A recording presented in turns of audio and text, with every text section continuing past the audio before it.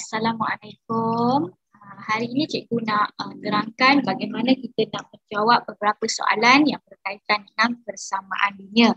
Persamaan linear kita dah belajar dalam bab 6 matematik tingkatan 1. Okey, so persamaan linear seperti yang kita dah tahu, persamaan tu sebab apa?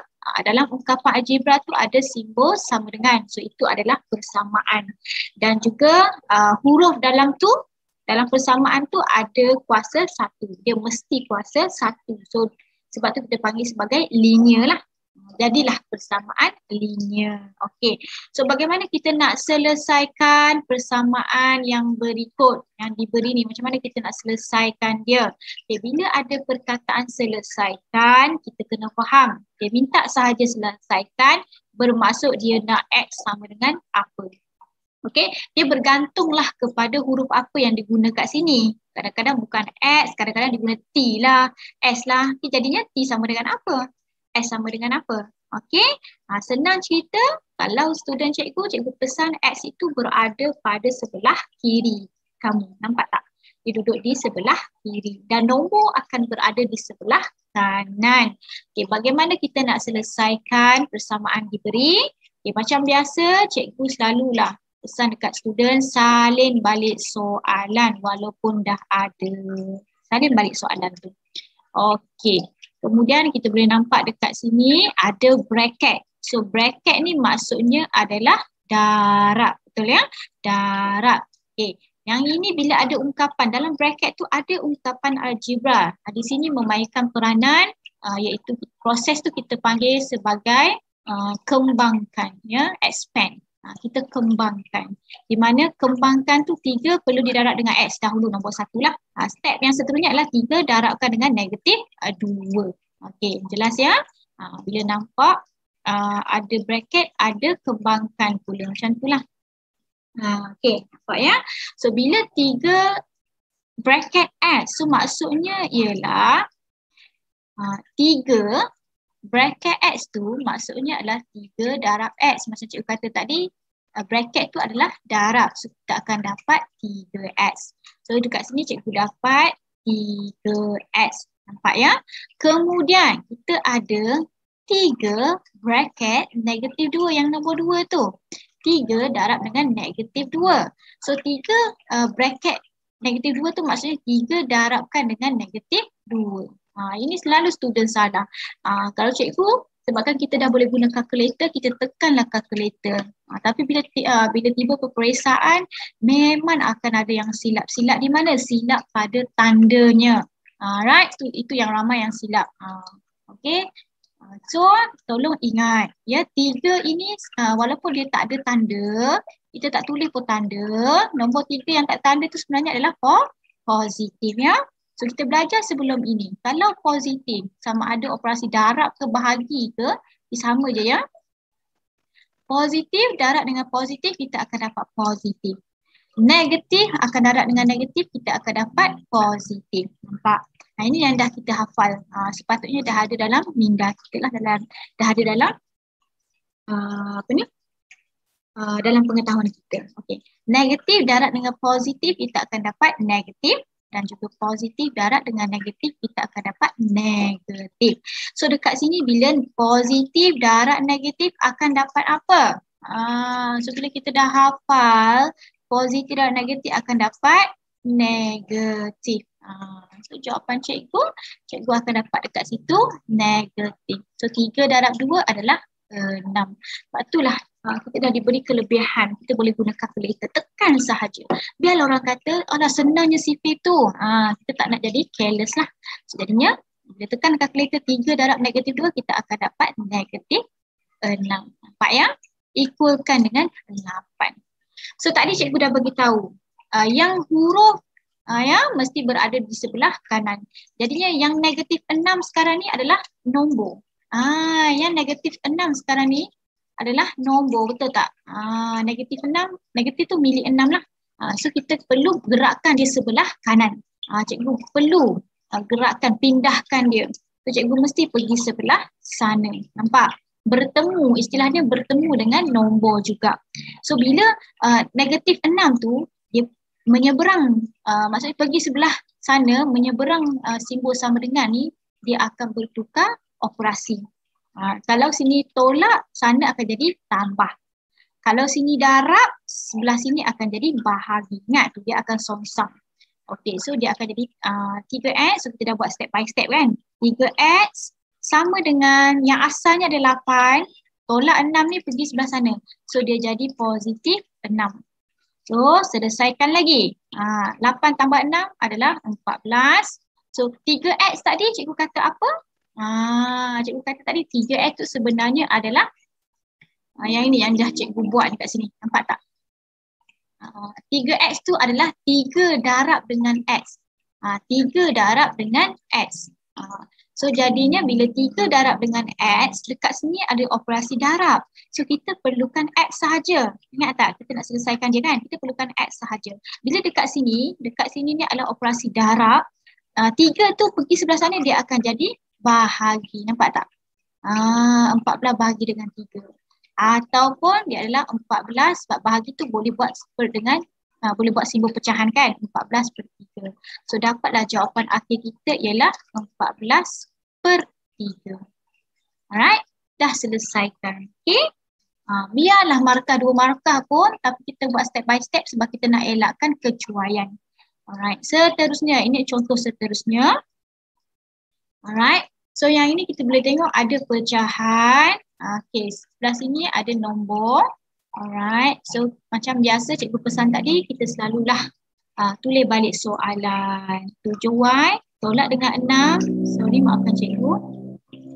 Tolak dengan 6. Ditolakkan dengan 6 per dengan 9 sama dengan 4. Okay, ingat kalau per ni maksudnya ialah pecahan ni, maksudnya ialah bahagi macam cikgu kata tadi kan. Ingat tak yang atas tadi? Ini bahagi tu boleh kita tukar dia sama dengan per. So dekat sini kalaulah sini bahagi 9, ingat cikgu kata tadi semua nombor bertemu dengan nombor. So yang pertama sekali kita kena bawa dulu yang per 9 kat bawah tu. Jadinya 9 kat bawah tu bila cikgu bawa dia naik pergi atas, dia akan jadi operasi darab ya. So tinggallah 7y tolak 6 sama dengan, sebab sini per bahagi 6, naik saja pergi atas, dia akan jadi 4 darab dengan 9. Nampak? Sebab sebelah sini dia bahagi dah, pergi sebelah sana dia akan jadi darab. So 7y tolak 6 sama dengan 4 darab 9 dapat berapa? 36 dah. 4 darab 9 36 lah. Okey. Kemudian macam biasa, nombor mesti bertemu dengan nombor. Okay, sini nombor lagi. Nombor yang tak ada huruf pun. Okay, kita perlu bawakan dia sebelah kanan kita, betul. Kanan. Pergi sebelah sana.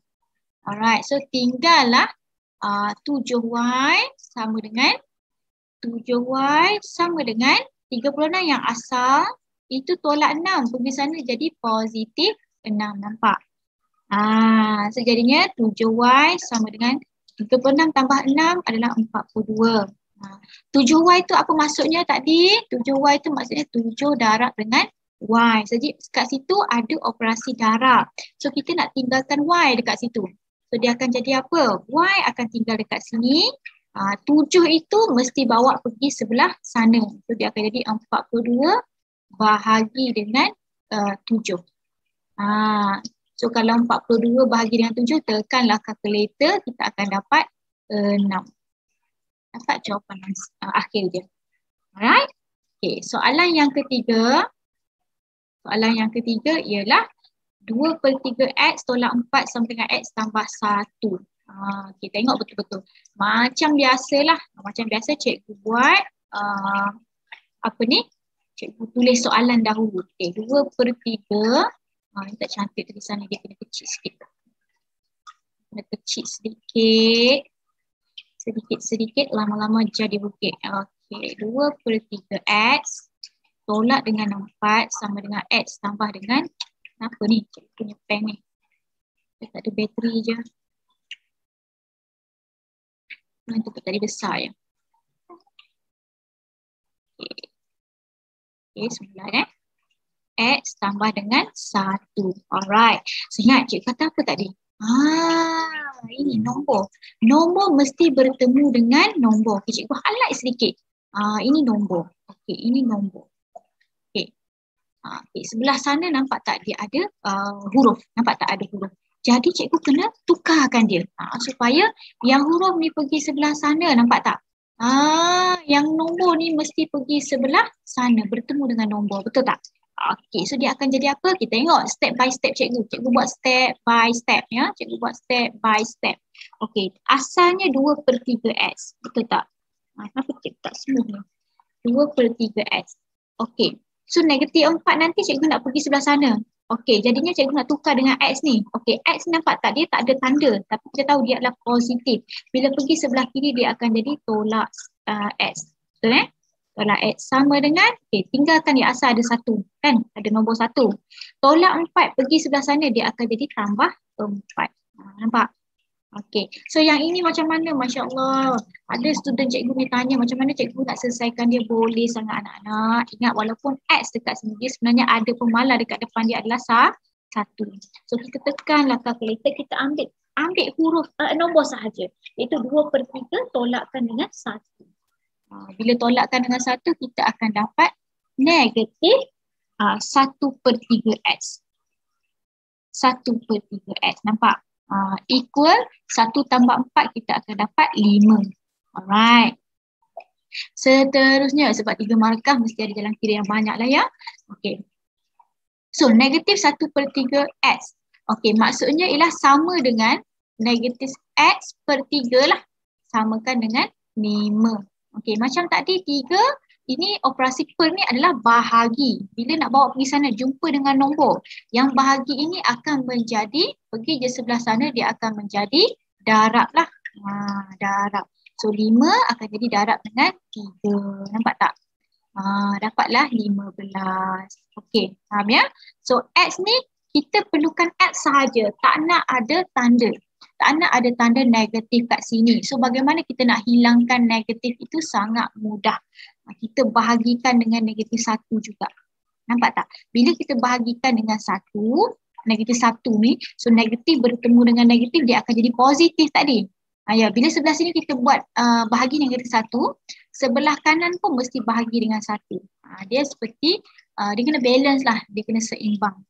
So dapatlah jawapan akhirnya ialah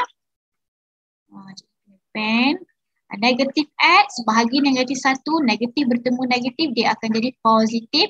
X bahagi 1 adalah x. Sama dengan 15 bahagi dengan negatif 1. Atas tu apa dia? Okay, tengok sini. 15 bahagi dengan negatif 1. So 15 dekat sini adalah positif, betul tak? Bila positif bahagi dengan negatif, kita akan dapat negatif. 15 bahagi dengan 1 dapat 15. So dapatlah x sama dengan negatif 15. Okey? Ini adalah contoh-contoh lah soalan.